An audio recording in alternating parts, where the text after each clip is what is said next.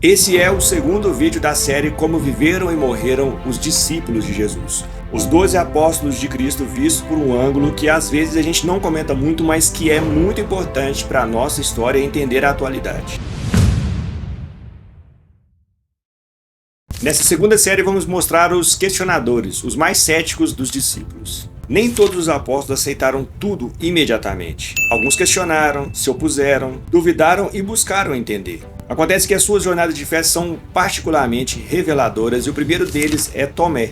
Tomé, também chamado Dídimo, que quer dizer gêmeo, ele é muito lembrado pela sua dúvida no momento da ressurreição de Jesus. Quando os outros discípulos disseram ter visto Jesus, ele disse o seguinte: se eu não colocar as mãos do lado dele, se eu não vir as chagas nas mãos dele, eu não vou acreditar.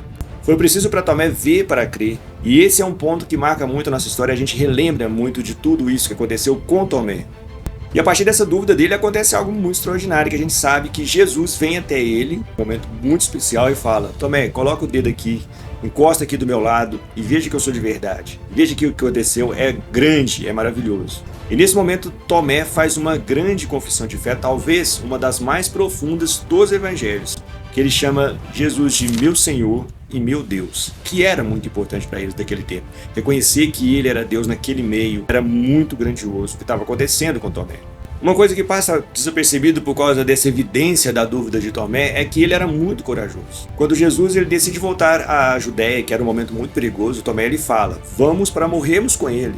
Ele era corajoso e ele estava em busca de uma grande verdade. A tradição vai dizer que Tomé ele pregou o evangelho para muitas pessoas na Índia e converteu até uma família real. O seu martírio provavelmente aconteceu por volta do ano 53, onde ele foi perfurado várias vezes por lança. E isso aconteceu provavelmente em Meliapor. Curiosamente, a cidade onde ele morreu hoje se chama São Tomé de Meliapor.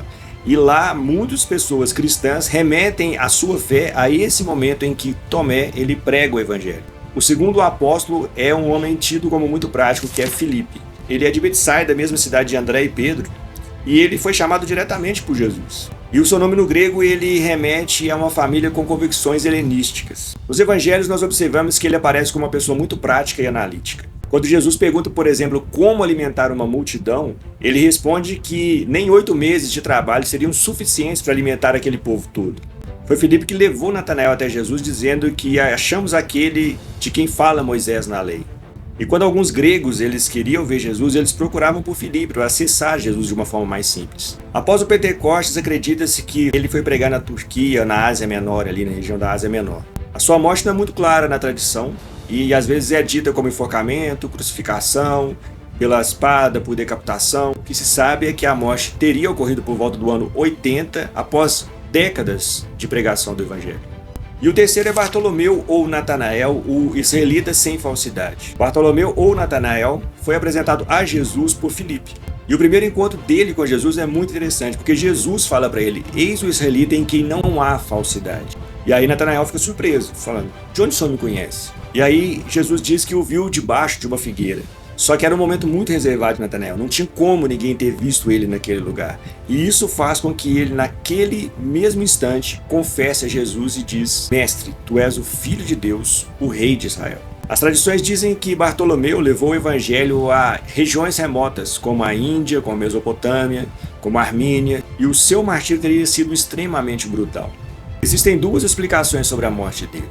Uma diz que ele foi colocado vivo dentro de um saco e espancado até ficar inconsciente, e depois disso lançado ao mar. A outra, mais comum, diz que ele foi esfolado vivo, depois decapitado ou crucificado. Existem representações artísticas muito perturbadoras que mostram Filipe segurando a própria pele, o que é muito impactante e representa um sacrifício final de um homem que viveu e morreu para pregar o evangelho, para levar a palavra de Deus e testemunhou que aquela verdade que ele viu era real. Morreu por causa dessa verdade e, como eu já disse no outro vídeo, isso ajudou a validar o cristianismo nos dias atuais. O martírio desses homens por causa da verdade que eles viram.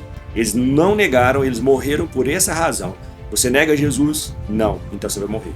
Foi assim que eles morreram, a maioria deles pelo menos. E essa história é muito importante para nós entendemos a nossa atualidade e vivemos de uma forma melhor o relacionamento com Deus, aumentarmos esse relacionamento que nós deveríamos ter com Deus. Se você ainda não assistiu ao outro vídeo, o primeiro vídeo sobre os 3 mais próximos de Jesus, vai lá e assista agora, eu vou deixar aqui no canto Um grande abraço, que Deus te abençoe sempre, em nome de Jesus.